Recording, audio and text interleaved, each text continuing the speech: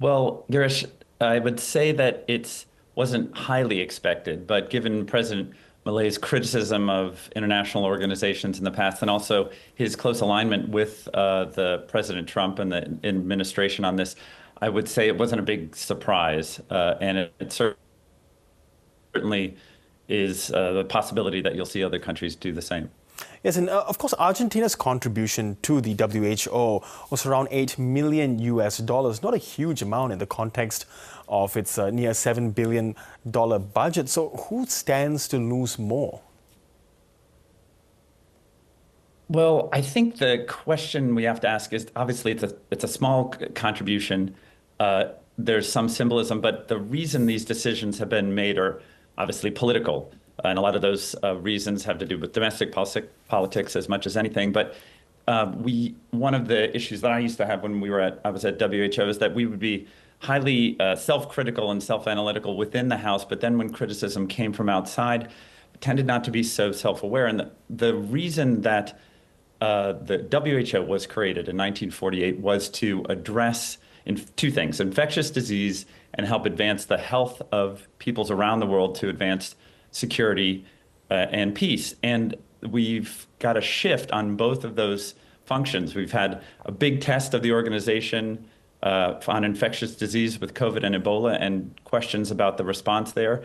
And you can see that in recent tests of peace and security, the international organizations in the UN, Gaza, Ukraine, DRC, others, has not done so well. In some cases been a Band-Aid to cover things, and in some cases been a forum for powerful countries to block action and accountability. So I think there are some legitimate reasons that the organization needs to look at those as it goes forward, to avoid other countries leaving.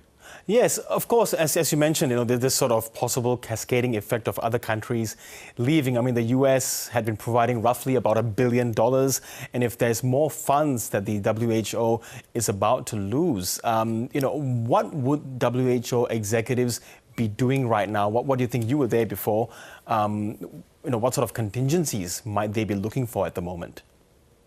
Well, like you said, Girish, it's about 14% of WHO's budget. That's not a small amount.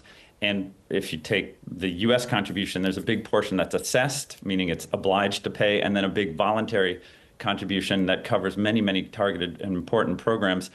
Already, WHO has proposed a $400 million budget cut for the 26-27 fiscal years that the organization has, and other cost-saving measures, freezing recruitment, reducing travel expenditures. But the issue I think we always used to talk about around is, if you were to sort of tear down the WHO and start again, you'd end up with something that looks pretty much as it looks right now. And I just believe that's not true at all. There are lessons that this type of work shows, that organizations function best when decision-making happens close as possible to the action, so stronger regional offices.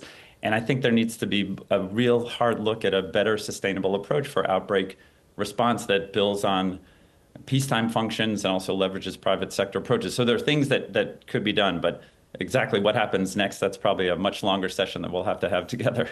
Yes, and do you think the funding losses, I suppose, as and when they happen, might actually be mitigated by other nations, other jurisdictions, or even the private sector in the coming months and years?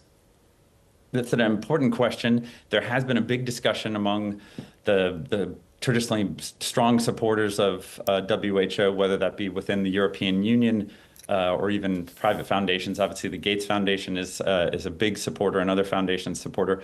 But and WHO also launched an important initiative, the WHO Foundation, in order to be able to accept more private sector donations. So certainly those will step up. But 14% of the budget is a big, big chunk to make up, and there needs to be an examination of structure and efficiency within, as well as how those resources coming into the organization can be best used, much more so than has been done in the past.